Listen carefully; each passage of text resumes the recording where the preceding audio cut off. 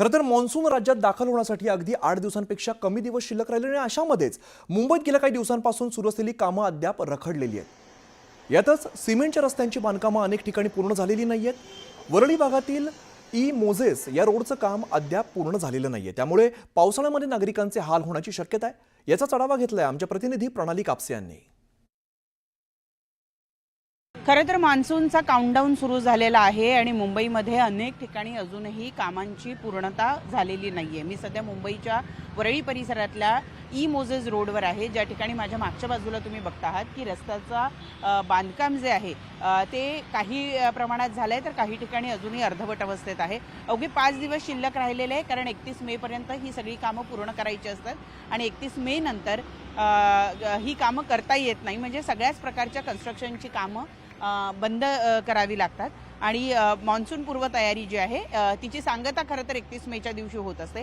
परंतु आत्ता आपण पाहतो आहोत की या ठिकाणी अनेक असे रस्ते आहेत, विशेषतः सिमेंट कॉन्क्रीटचे अनेक असे रस्ते आहेत की ज्याचं काम जे आहे ते पूर्ण झालेलं नाही। त्यामुळे अवघ्या 5 दिवसांमध्ये आता कामाची डेडलाईन आहे। या ठिकाणी असं म्हणावं लागेल की मुंबई महानगरपालिकेला जी त्यांनी डेडलाईन दिलेली होती ती डेडलाईन पूर्ण करण्यामध्ये कुठेतरी अपयश येत आहे का काय असं म्हणावं लागेल। कंत्राटदारांकडनं लवकरात लवकर काम करून घेणं ही मुंबई महानगरपालिकेची जबाबदारी आहे आणि या जबाबदारीमध्ये आता अवघे 5च दिवस शिल्लक राहिलेले असताना अनेक ठिकाणी अशा पद्धतीने आपण पाहतो की अर्धवट काम आहे। विशेषतः आत्ता ज्या ठिकाणी आपण उभा आहोत याच ठिकाणी मेट्रोचं जे बांधकाम आहे ते सुरू आहे वरच्या स्तरावरचं, कारण आत्ता वरळीपर्यंतची जी अंडरग्राऊंड मेट्रो सुरू झालेली आहे तिच्या वरचा हा भाग आहे मोझेस रोड आणि त्या ठिकाणी अवघं काल जे आहे हे सिमेंट कॉन्क्रिटीकरण करण्यात आलेलं आहे। त्यातलंही थोडं सिमेंट कॉन्क्रीट जे आहे ते शिल्लक राहिलेलं आहे किंवा बांधकाम पूर्ण करायचं राहिलेलं आहे। असं असताना मान्सून पूर्व तयारीची डेडलाईन मुंबई महानगरपालिका आणि तिच्या कंत्राटदारांना पूर्ण करता येत नाही असंच जवळपास दिसून येत आहे। व्हिडिओ जर्नलिस्ट सचिन कुबडेसह प्रणाली कापसे, न्यूज 18 लोकमत, मुंबई। तर आपण बघतोय मुंबईमध्ये खरं तर अनेक ठिकाणी काँक्रिटीकरणाची कामं सुरू आहेत आणि या कामांमुळे मुंबईकरांना मोठ्या वाहतूक कोंडीचा सामना करावा लागतोय। काँक्रिटीकरणाची कामं 31 मे पर्यंत पूर्ण करण्याचा आदेश देण्यात आलाय। कुलाबा या ठिकाणी सुद्धा रस्त्याची अशीच कामं सुरू आहेत। कुलाबा येथील फादर रॉड्रिक्स रोडचा आढावा घेतलाय आमचे प्रतिनिधी तुषार रुपनवर यांनी। मुंबईमध्ये सध्या मान्सून पूर्व मुसळधार पावसाला सुरुवात झालेली आहे आणि मुंबईतले रस्ते हे खड्डेमुक्त झाले पाहिजेत, यासाठीच मुंबई महानगरपालिका प्रशासनाने मुंबईतले रस्ते हे आपला सिमेंटचे केल्याचं पाहायला मिळतं आहे।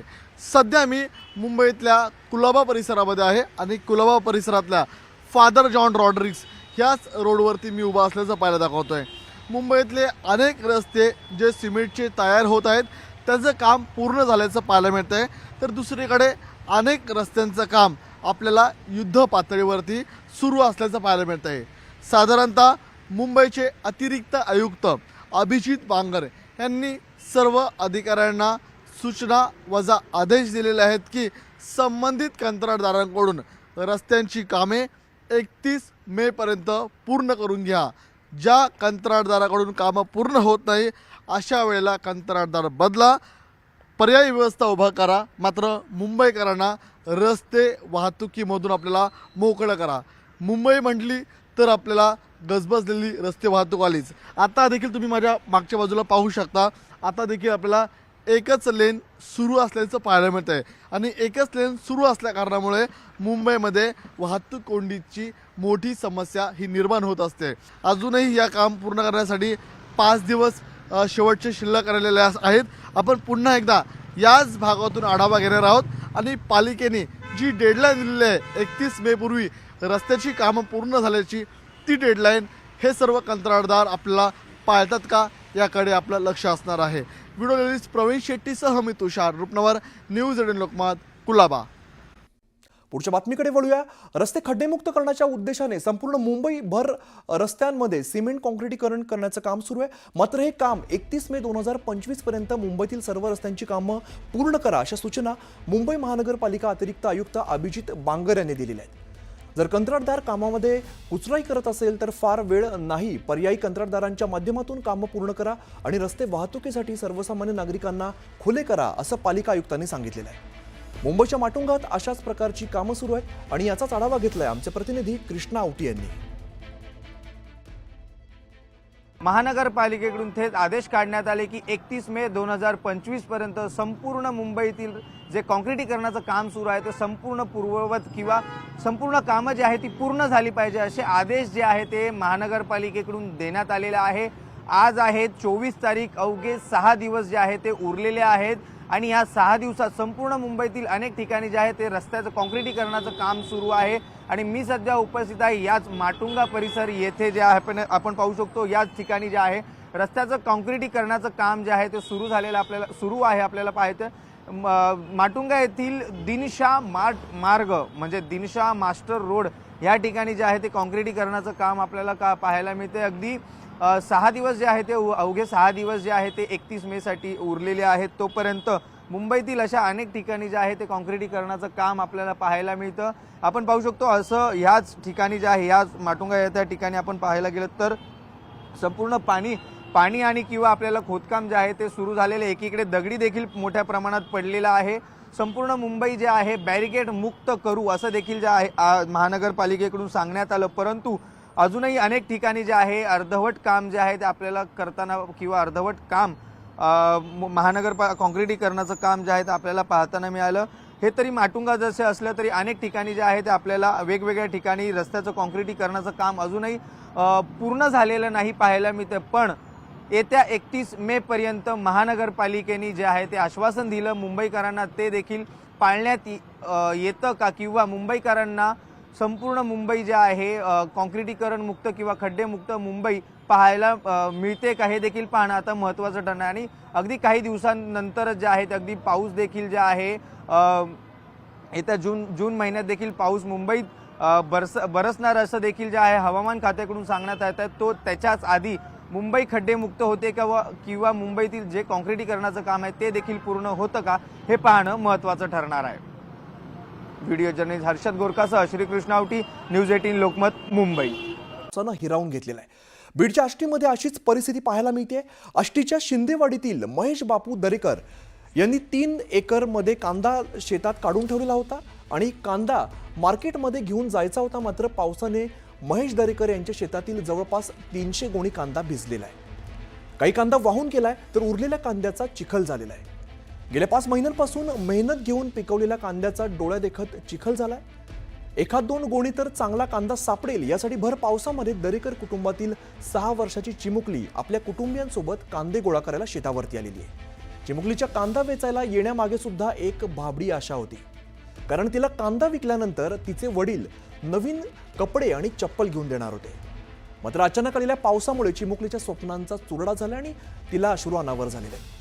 अशामध्येच निसर्गापुढे हतबल झालेल्या तिच्या शेतकरी बापाला प्रतीक्षा आहे ती मायबाप सरकारच्या मदतीची।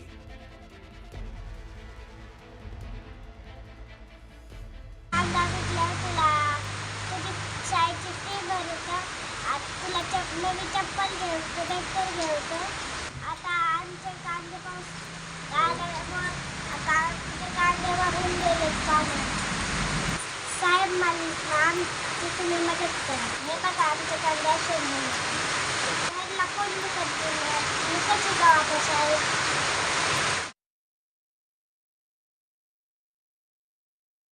आमचा सगळा कांदा शेतात 3 एकर होता, त्याला खर्च सगळा मिळून 80-90 हजारापर्यंत झाला।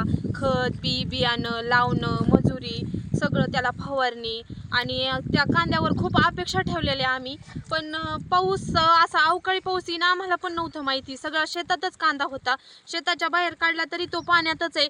आता आम्ही नेमकं पुढचा खर्च कसा करायचा, परत आता उद्याच्याला पेरणी आली जवळ, त्याचं बी कुठून आणणार, काय करणार, सगळं बंद झाल्यासारखे झालेत आम्हाला रस्ते। आमचा सगळा कांदा अक्षरशः आमची 5 महिन्याची मेहनत सगळी पाण्यामध्ये आहे। यानंतर हिंगोलीमधली परिस्थिती बघूया। हिंगोलीमध्ये सुद्धा पावसानं धुमाकूळ घातलेला आहे।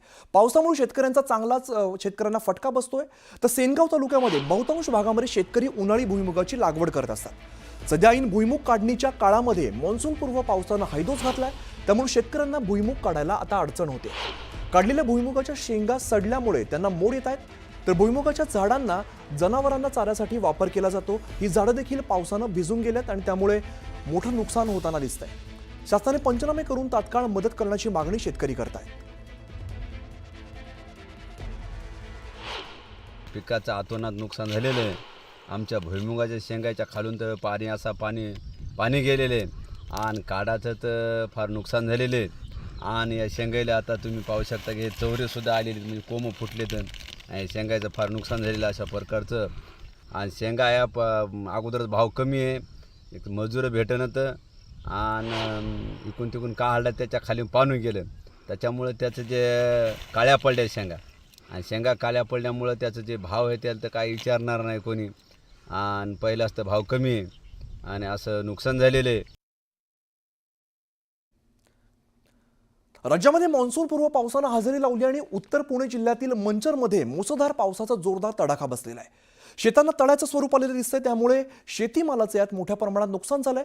तर हिंगोलीमध्ये पावसामुळे ओढे नाले हे प्रवाहित झालेत, तर कयाधू नदीपात्रात देखील पाण्याची पातळी वाढल्यामुळे नदी प्रवाहित झालेली आहे. तर धाराशिवमध्ये 24 दिवसात 19 दिवस पाऊस झाला आणि यामध्ये जून महिन्याची सरासरी ओलांडलेली आहे. मे पासून सूर्यदर्शन दुर्मिळ झालंय. या पावसामुळे मशागतीची कामं खोळंबलेली आहेत. दरम्यान अनेक मंडळांमध्ये अतिवृष्टी झाल्यामुळे कांद्यासह भुईमूग, आंबा यासह अन्य शेती पिकाचं मोठं नुकसान झालंय.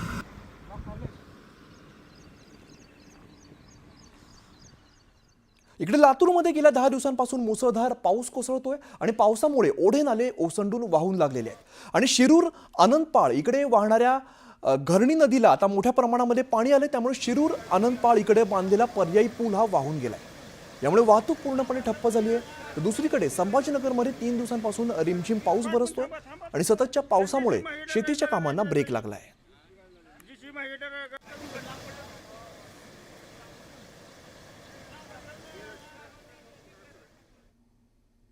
तर इकडे अहिल्यानगर जिल्ह्यातील कर्जत शहराला सुद्धा मान्सूनपूर्व पावसानं झोडपून काढलेलं. या पावसामुळे अनेक ओढे आहेत किंवा जे नाले आहेत ते दुथडी भरून वाहताना दिसत आहेत आणि शहरातील मुख्य रस्त्यावरून सुद्धा पाटासारखं पाणी वाहताना दिसतंय. अनेक दशकांनंतर मे महिन्यात इतका मुसळधार पाऊस पहिल्यांदाच पाहिल्याचं ग्रामस्थ सांगतात.